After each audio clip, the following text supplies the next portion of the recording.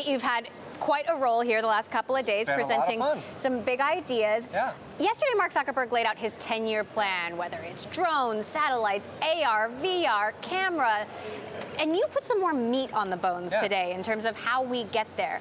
I wonder, how big of a challenge is it to marry all of these things under the Facebook umbrella? Yeah, it's a great question. I mean, the fun thing about it is how aligned they are to our end mission. You know, we're trying to connect the world, making it easier for people to learn more about each other in the world. And so when you think about getting people online or building artificial intelligence tools to make you deal with, you know, that giant inbox you have or all that information online, making that easier to deal with.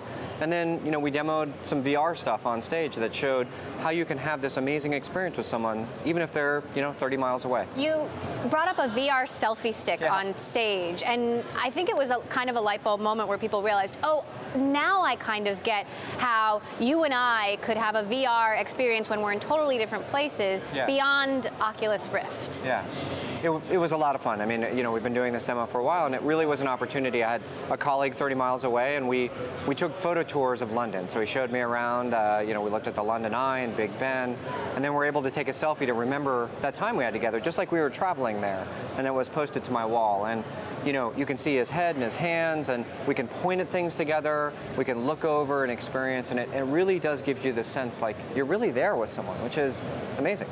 Zuckerberg announced today that you guys hired Regina Dugan to run a big hardware effort, and hardware is going to be a big part of this. What exactly is she going to be working on? Is it going to be AR and VR and AI, or is it going to be stuff beyond that too? So Regina is amazing, and we're super fortunate to have her.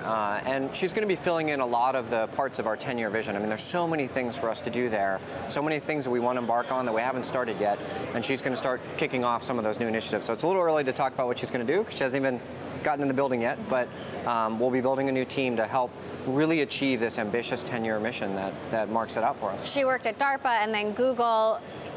Broadly, do you see her working outside of these actual themes? Moonshots outside of the obvious Facebook moonshots. Yeah, I mean, she's going to be building things that are mission aligned. Like everything we do is here to connect the world. Now, there's a lot under that, tent or that umbrella.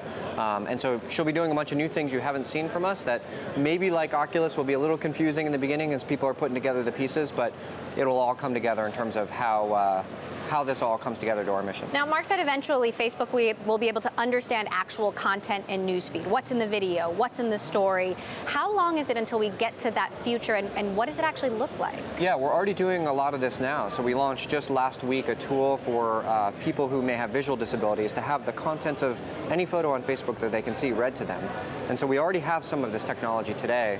But in the future, we demoed some things where you can actually ask questions about a photo, or put your finger across the photo and it tells you what you're pointing at.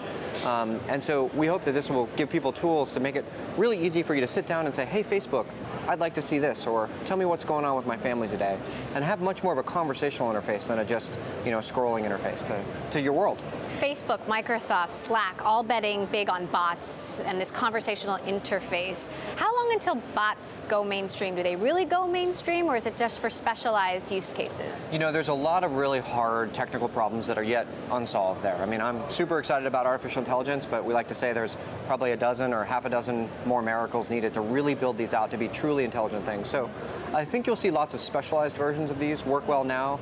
But getting to that future where we have that truly intelligent thing we can have a conversation with, I think is years away. This is something that WeChat has been doing for kind of a long time. What sort of inspiration did you get from China and WeChat? We've just been seeing people use messaging all across the world. I mean, Mark announced that between WhatsApp and Facebook Messenger, two Facebook properties, more than 60 billion messages are sent. That's more, 3 times more than was ever sent on SMS. And so we're just seeing as people use these tools, being able to send a quick message rather than having to deal with a complicated UI, it's just an easier way, I think, for people to interface with the world. Now, I want to talk about personal sharing, because we've reported that personal sharing is down on Facebook as opposed to news or article sharing. What's actually happening with personal sharing, and what are you doing sort of algorithmically? What do you want to be happening with personal versus other kinds of sharing? Well, you're just seeing, so many things are happening at once. You're seeing the rise of live video, where people are watching hundreds of millions of hours of live video. You're seeing a lot more news being consumed on Facebook. You're seeing a lot of things happening where people are sending lots of private messages via, again, WhatsApp and Messenger. And so there's a lot of different shifts happening, and it'll be interesting to see how this all shakes out. Well, But what is coming the years. ideal mix? I mean, what are you going for? We're going for what people want. So I think that, right medium for the right conversation. There's times when you have a one-on-one conversation, as Mark shared in his day one. There's times when you want to share something with all your friends, and there's time when we want to share something with the whole world. And I think there's probably a product experience for each of those that we want to make sure is the right one.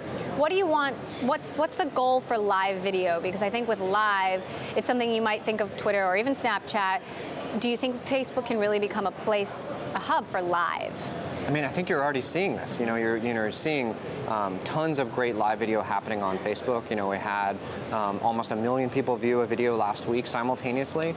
It's a place where you're already consuming and on Facebook today, and now you get to kind of get this window into the world, which is quite amazing.